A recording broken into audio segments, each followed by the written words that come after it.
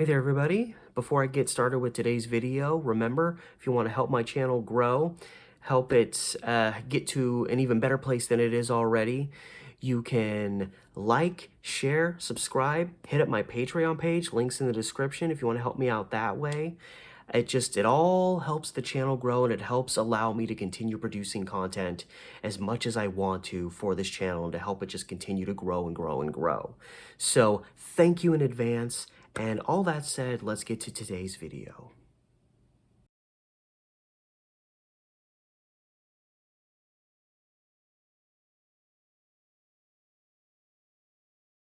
Hey there everybody, Steve the Amateur Historian. How y'all doing today? In case you're wondering why some of these mystery murder episodes I'm doing seemingly crammed in the back corner of a room, well, it's because I'm doing a lot of these after my girlfriend goes to bed. So the usual area I would use to do these videos is only separated from our bedroom by a very thin wall, and I don't want to wake her up.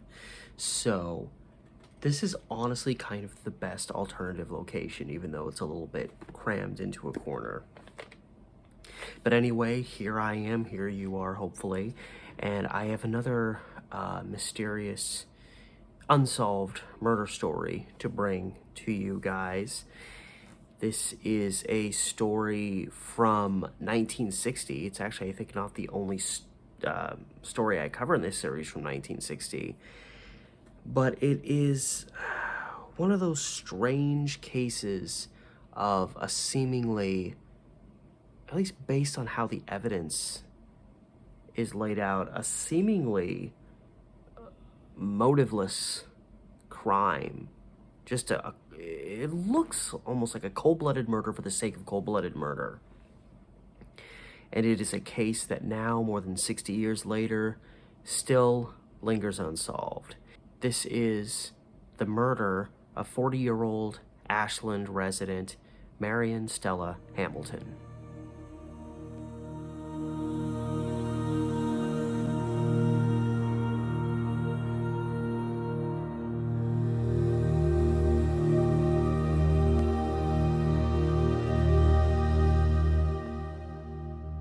So I did another video in this series about a woman named Gwen Ponson who was murdered in her apartment in Portland in 1942. And interestingly enough, that case happened, if I'm remembering it correctly, on March 15th of that year. This particular case, this murder happened on March 15th, 1960. So we have two Oregon-based murder mysteries that are separated by 18 years to the day. And in this case, there was a 40-year-old woman named Marian Stella Hamilton. She was married to her husband, Lester Hamilton. And they lived on a farm just outside of Ashland. So it has the appearance, even to this day, it has a very rural appearance, the area where their farm was located, but they were just outside of Ashland, which is a town in southern Oregon. If you're going down Interstate 5 from Oregon into California, Ashland's the last real town you go to or go through before you cross the border into California. So it's deep southern Oregon, not too far from the border. So again, it's fairly rural even to this day. So in 1960, it probably would have been just as much, if not even more so. And Marian Hamilton lived on this farm with her husband, and at approximately 2:30 p.m. on March 15th, 1960, her husband Lester, who'd been out tending the fields for a couple of hours on their farm, he came back to their house and discovered his wife Marian dead on the ground of their home. She had been shot 9 times. That's a lot of gunshots. So this wasn't an accident. This wasn't a few warning shots, one of which accidentally hit someone. This was cold-blooded murder. This was a succession of shots, several seconds of time passing where whoever's doing it could have realized, okay, this is excessive, this is done. This was, when you shoot somebody 9 times, you have an objective to kill them. whatever that objective is. Anger, jealousy, break from reality. You're a serial killer and you just like killing, whatever. Whoever killed Marian Hamilton wanted to kill her, intended to kill her. And like with a lot of unsolved murder cases, it was really hard to discern a motive, again, beyond killing to kill. There were no signs that Marian had been sexually assaulted, so it didn't seem to be a murder, a sex murder or sex crime. There wasn't very many signs that a struggle had even took place. And it didn't appear that this shooting was the result of a robbery or a robbery gone wrong. It didn't seem like the house had been ransacked or a bunch of things had been taken. It was reported that a wallet may have been taken from the home. It seems like a wallet may have gone missing, but even that, it wasn't determined to an absolute certainty that a wallet had been taken. So it still seemed a little thin that robbery was the motive in case. So authorities are left throwing their hands in the air, and it's one of these situations that this was a rural crime. If this was a crime that happened in the city, you know, there might be a neighbor across the street or someone out walking their dog or going for a jog. Someone might be close enough to see something, but this was rural farmland and there weren't really many other people out there. So it was ultimately determined that the specific cause of death was 2 bullets that struck Marian Hamilton in the head. Those were the ones that actually killed her. And the investigation was on. The search spread way beyond Ashland. It stretched down across the border into California. Cars were being stopped. Hitchhikers were being stopped and questioned, which actually, because, you know, most of us know how bad hitchhiking is to do now. But, you know, there was a lot of, there was so much hitchhiking going on back in the, 50s and 60s and 70s. And a lot of people, that would be perceived as being guilty of a crime were people that just passed through town and then left, and they might be hitching up and down the highways and interstates of, the surrounding areas from where the crime happened. But as the investigation started going, while there were no... this was obviously a case where there was a definite possibility that the guilty party was never going to be apprehended, and yet there were some interesting details in relation to this case that started coming out as the investigation started happening. Now, initially, it was thought that just someone had obviously gone into the Hamilton home and just unloaded onto Marian Hamilton.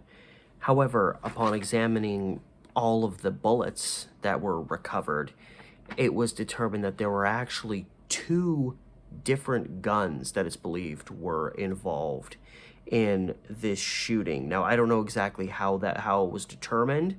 They could have examined the bullets, and obviously when you identify what type of gun bullets are from, the markings on the bullets usually will distinguish a certain type of gun. So if the markings on bullets are different from one another, it implies other guns are being used. Now, there were no shells, shells ejected from whatever gun was used, recovered from the scene, at least not that I could see. So it seems that whoever did the shooting picked up the shells, kept them, grabbed them, didn't want them to be revealed as pieces of evidence. There was no information I could find that said that the shells, in addition to any other evidence, were discovered at the scene. So it seems like whoever did this picked the shells up. And Marian Hamilton was discovered by the back door to their home, in their kitchen. That was where she fell dead.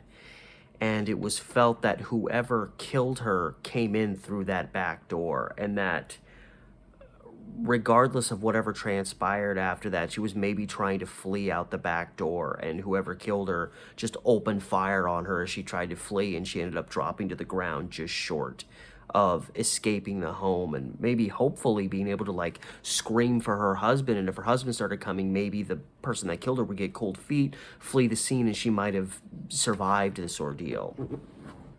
And they discovered that there was a roast of some kind that was like pushed halfway into the oven, like she was starting to cook, perhaps dinner for them, when whoever shot her entered the home.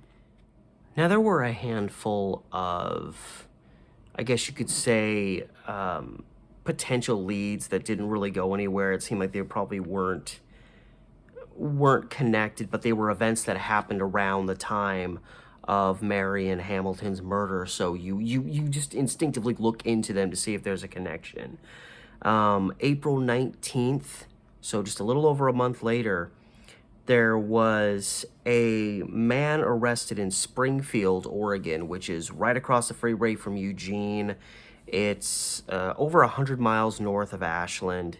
There was a man who was arrested. He was, stumbling around drunk, and he apparently matched the description of a man that was given to authorities. And it was also discovered that he had a .22 weapon on him, which initial reports again said it was a .32 weapon that was used, but then of course they said multiple weapons were used. Some reports said that a .32 and a .22 were used. Some said that the two guns that were believed to be used were both .22s. This guy had a .22 caliber weapon and looked like a man who was seen near the vicinity of the Hamilton home when Stella Hamilton was killed. And the man, I don't know if this was just, he was drunk and talking out his ass, like a lot of drunk people do, but he apparently admitted to shooting a woman in the leg with his gun. I don't know if they mentioned to him at the time that they were considering him as a possible suspect in the murder of a woman down near Ashland, and he just still said that anyway. But for some reason, this guy just willingly told the authorities that he had used his .22 to shoot a woman once. All he said was he shot her in the leg, so maybe she didn't die. But I guess still in the end, it was kind of deemed a dead lead. It didn't go anywhere. But it touched on probably the best possible suspect in the case. Because again, they said this guy matched a description of a man seen near the Hamilton home.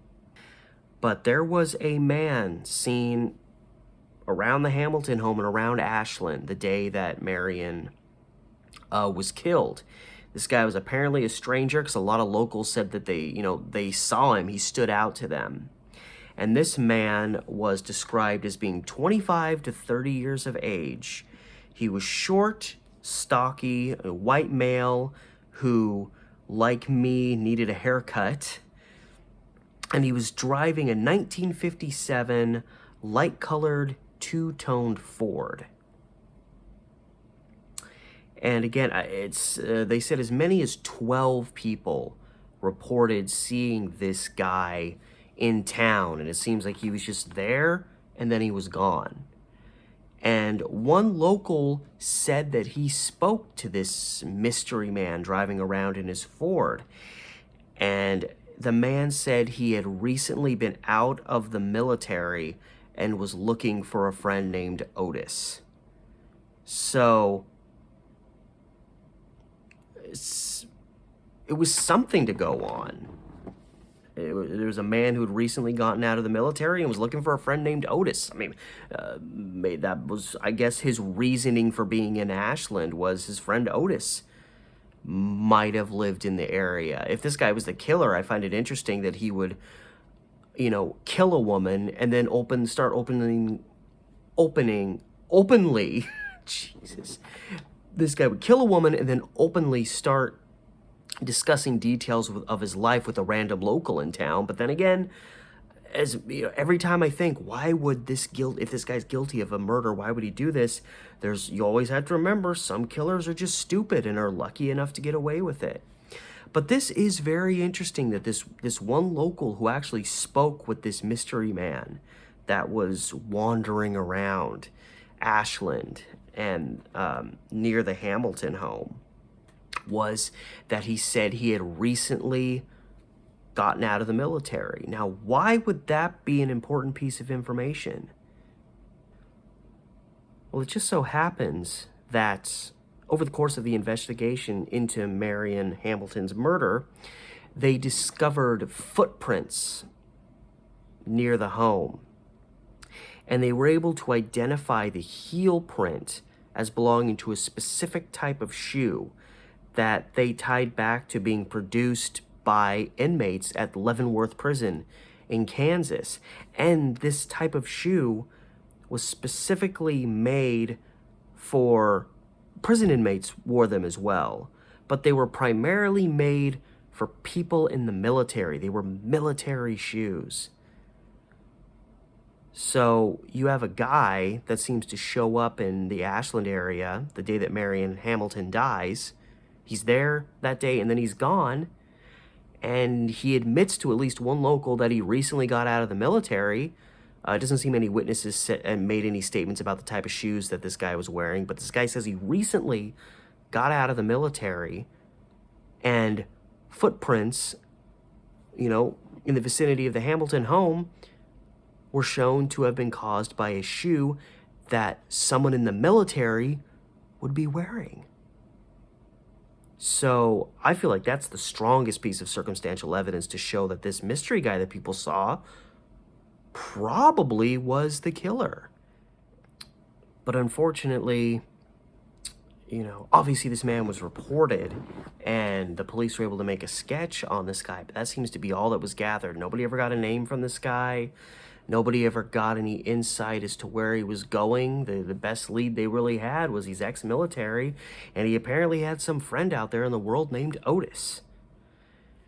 Now, while still on the possible military man as a guilty party angle, it is worthy to mention, beyond this one mystery guy that came through town, there were other instances a little later on down the line of men who had gone AWOL from their military bases that were looked into as possibly being involved. In September of 1960, just a couple months later, there was a man who had gone AWOL from his military base back in 1959, I believe November 1959, so a couple months before Marian Hamilton was killed, and this guy was just roaming around. And he was another guy who was looked into briefly and then dismissed, but he did, after he was finally arrested, he did admit two things.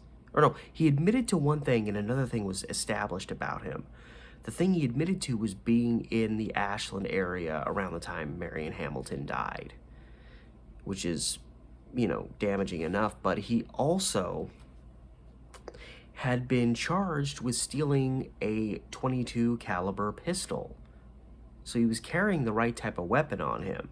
He didn't have two of them, which would have been necessary, but these are things that made this guy look very interesting to authorities, but it was another lead that didn't go anywhere. And fast forward to June 1961, and there was these two young guys, I don't think either one of them was 20 yet, who, two more soldiers who had gone AWOL, a George York and David Latham. And as it seems, these guys got into just a little bit of trouble on their military base, and they were being reprimanded for it. And while this was going on, they apparently just walked away from the base. And this was in May of 1961, so just a little over a year after Maria Hamilton died. And these guys apparently just walked away from their base and went on this killing spree through Texas and Louisiana and killed 7 people. And were finally apprehended. In June of 61, authorities considered looking into them as possibly being involved in Marian Hamilton's murder, and it didn't seem like they really were anywhere near the Pacific Northwest, much less Ashland specifically. These guys seem to be hanging mostly around the South. And of course, they'd been on a military base a lot prior to the spring of 1961. But another case where military men were looked into, and I don't think they were able to tie those guys to the crime, or tie them to even being in the vicinity of the crime. But here was these other military men that were possibly considered as having some kind of involvement. But that was really where it started and stopped. There's this really interesting possible suspect seen in the vicinity of that Hamilton home, out in this rural area. Why would this guy just randomly be out there? And obviously what circumstances that actually did lead him to that general area, we don't know. But obviously a lot of intrigue in this guy, and yet he was in the city and gone. You know, authorities couldn't put their hands on this guy. They had this information, but did not know who it was. And in the aftermath of Marian Hamilton's murder, and it still lingers unsolved, and like a month goes by, there were two robberies that occurred. One happened in Redding, California, where the two guys that did it were captured, and they both happened to be carrying .22 caliber guns. So of course they were looked into relatively quickly as possibly being involved in the Hamilton murder. But when ballistics tests were done on the guns compared to the bullets that were fired into Marian Hamilton, it was shown that these were not the guns that were used. And pretty much once they proved the guns weren't connected, those guys were let go. And only 4 days later, there was another robbery that occurred in Salem, where in the aftermath, the people that worked at the store said that the guys that did that, or at least the man that did that, looked like the sketch of this man that, you know, multiple people had seen in the Ashland area. But unfortunately, that was really all they had to go on, was a guy that committed a robbery in Salem, Oregon, looked like the guy in a sketch that may or may not have been in the Ashland area. It would be nice if they saw the guy that robbed this store in Salem driving off in a light two-tone colored 1957 Ford. It'd be nice if the guy was dressed maybe in military type attire, but none of that stuff happened. So there was this string of robberies that occurred that were looked into as possibly involving the guilty party in Marian's murder, but both cases, those never really went anywhere.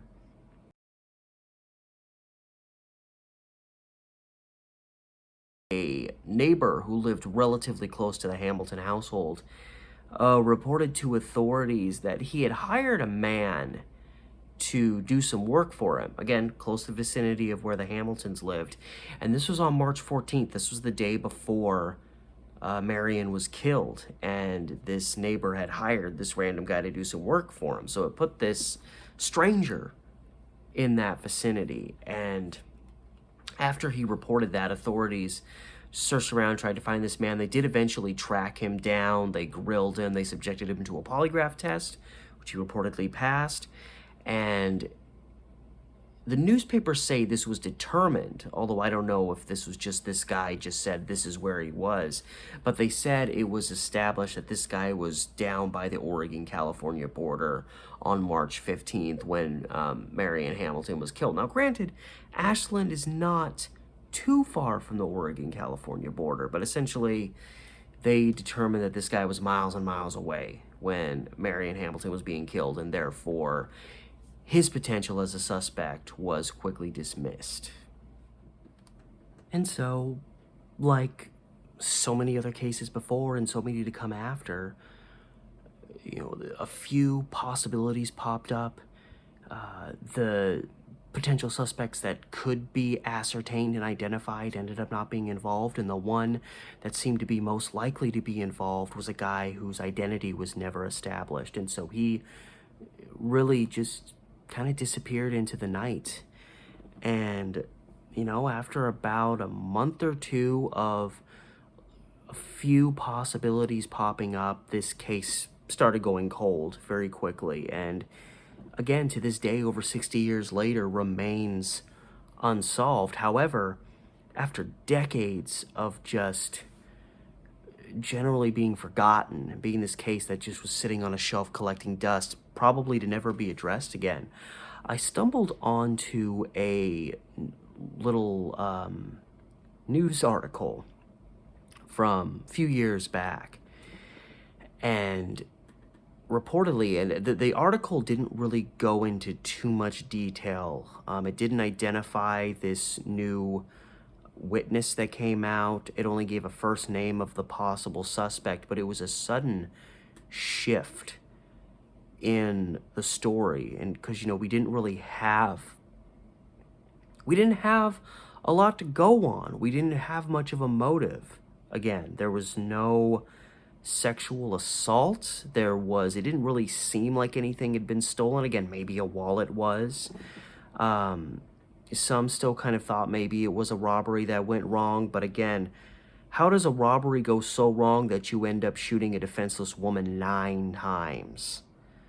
It seemed more like this was some kind of passion killing, or this was just, you know, somebody who had a taste for murder, or somebody who was just far enough out of their right mind to where killing someone didn't bother them. And so the lengths they went to do that killing didn't affect them.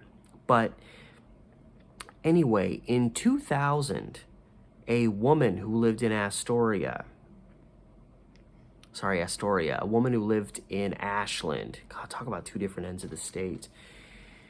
She said that her family had taken in a 17-year-old who she only offered up the name Jack. And apparently, one of the local officers who was on this case said that he, finally figured out who this Jack was and tracked him down. And yet in the article I found on the case, he's only referred to as Jack. There's no last name given or history given to this guy and what he may have done, what he may have been involved in, what made him look like a valid suspect in this case. But what was known about Jack was that he was apparently part of the foster care system, and they took him in as a foster child. They took him in 1960, so he hadn't, considering the March 15th of that same year, so he hadn't been with them that long. And according to this woman, who again, she's the daughter in this family who took in this 17-year-old foster kid named Jack, according to her, on the day that Marian Hamilton was killed, Jack was gone, and at some point during the day, he came home and he had blood all over him. And the mother led Jack into another room where this daughter said that she heard them screaming and arguing about something. And afterward, he pretty much gathered up some of his belongings. They gave him a little bit of cash and sent him on his way. And he left that home permanently that day, the same day that Marian Hamilton died. And here he showed up with blood on him. And the woman said that after he left, her mom walked up to her and said words to the effect of, "Jack has done a bad thing." You think? With blood on him? And she said this was the same day that Marian Hamilton died. So the obvious implication was that for whatever reason, whatever circumstances were behind it, that they felt that Jack had ended up at Marian Hamilton's home and shot her dead and, returned home with the evidence of what he had done literally on his person. And apparently, again, this Jack was apparently tracked down, or at least he the search began for who this guy was. But by the time they tracked down who he was, he'd already passed away. Which that's one of the main things that leaves so many unsolved murder cases unsolved, is when one of the strongest possible suspects dies before you can really get to them and figure out what they do know or what they don't know. But that was the only break that's happened in the case pretty much since 1960, but it completely changes the perspective. Now, if this Jack was responsible, what was his motive? What were the circumstances around it? You know, it is unfortunate that a lot of people that grow up in foster care are kids that have a lot of issues. Now, obviously, it's a misguided stereotype to say, oh, all foster kids are messed up and so on. But there have been a lot of foster kids that are unfortunately, you know, part of the reason they end up in the foster system is because of the messed up aspects of their past. And sometimes being in the foster care system actually makes their situations worse.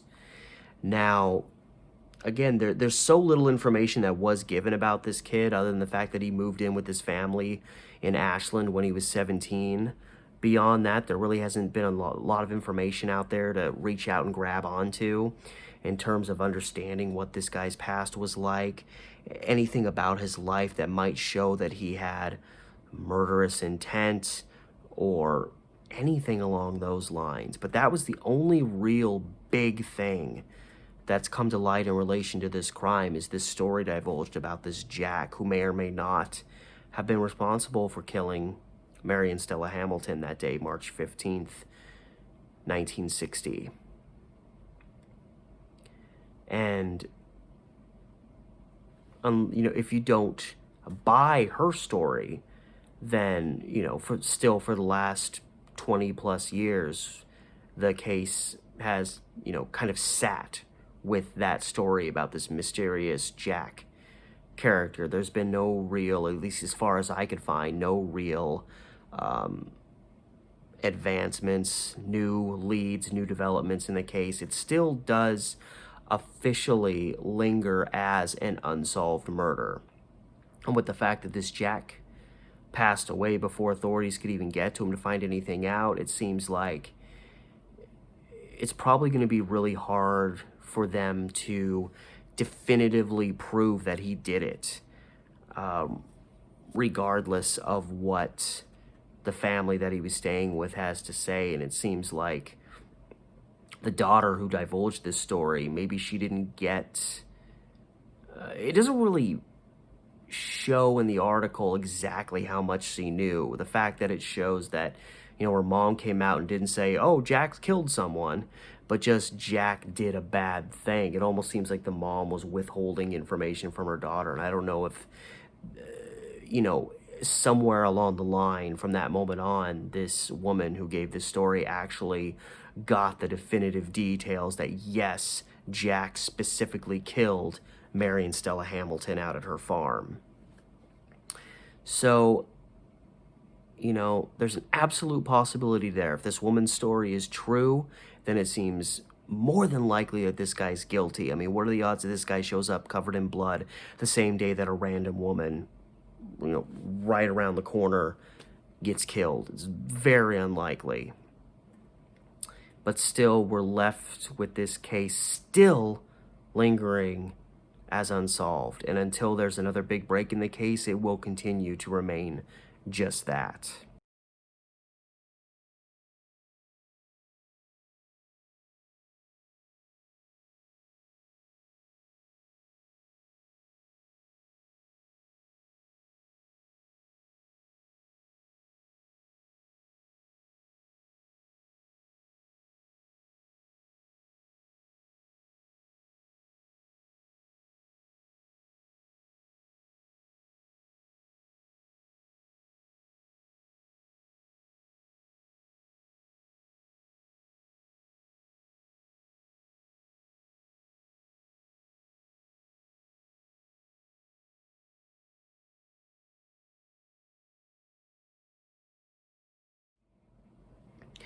And that is the story, as far as I know it, of the murder of Marian Hamilton in Ashland back in March of 1960. And if there's any new fresh developments on it, trust me, I'll bring them to you. You know, do a little addendum to this video if I find anything fresh. And all that said, as always, thank you so much for watching. If you like what I'm doing and want to help my channel grow, please subscribe, share my content around, give my video a like. We all know all that stuff helps when you're trying to get your YouTube channel to grow. And I also have a Patreon page. The link to that is in the description of this video. If you want to come head over there and help me out that way, I would really appreciate it. It allows me to dedicate more time to doing more content. Link to my Instagram and a Facebook page I have that are connected to this channel are also in the description if you want to check that out as well. And all that said, again, once more, thank you so much for watching. And till next time, this has been Steve, the Amateur Historian.